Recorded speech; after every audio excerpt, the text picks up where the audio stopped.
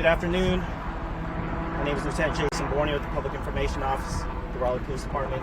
Deputy Chief Boyce is going to provide an update on the incident that happened at Enloe High School today. Deputy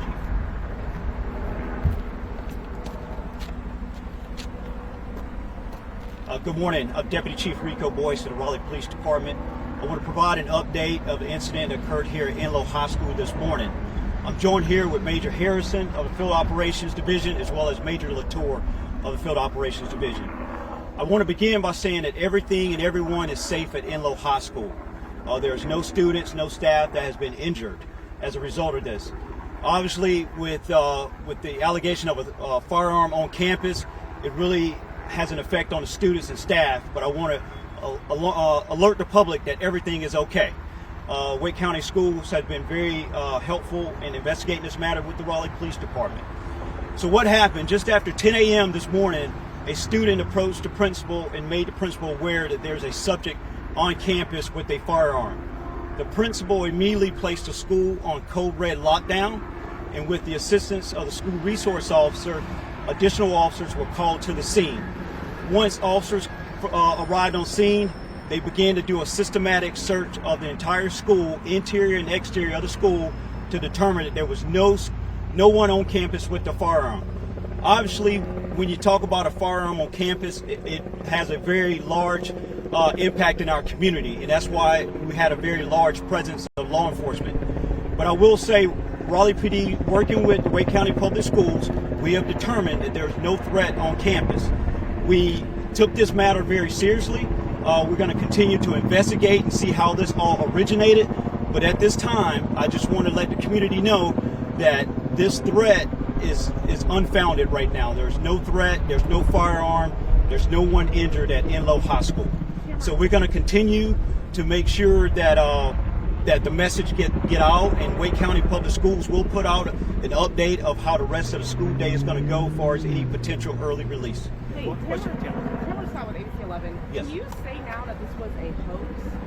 I cannot say that right now. What I can say is a student made the principal aware that there is a potential of someone on campus with a firearm. The principal took that information very seriously and placed the school on a code red lockdown, and we began to investigate from there. So at this time, I can't determine if if it was a hoax or not. Are you looking for anyone else? I mean, there had been a report that there was a student who said her boyfriend was with a gun.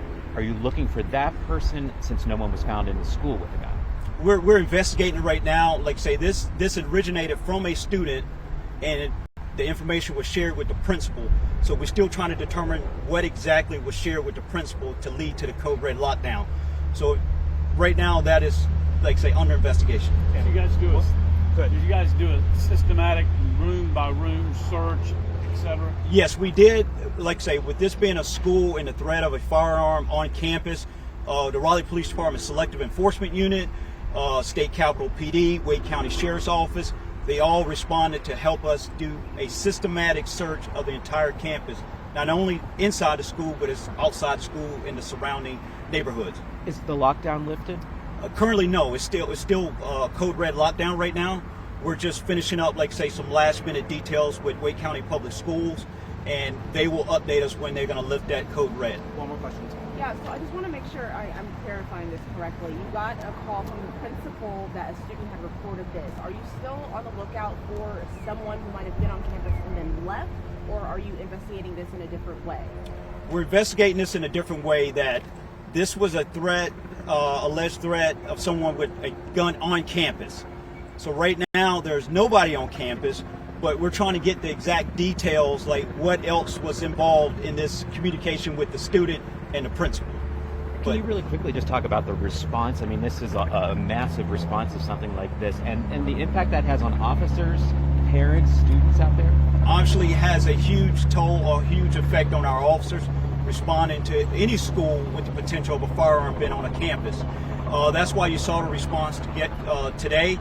We work very well with our law enforcement partners, and we're very thankful for them helping us to clear the school.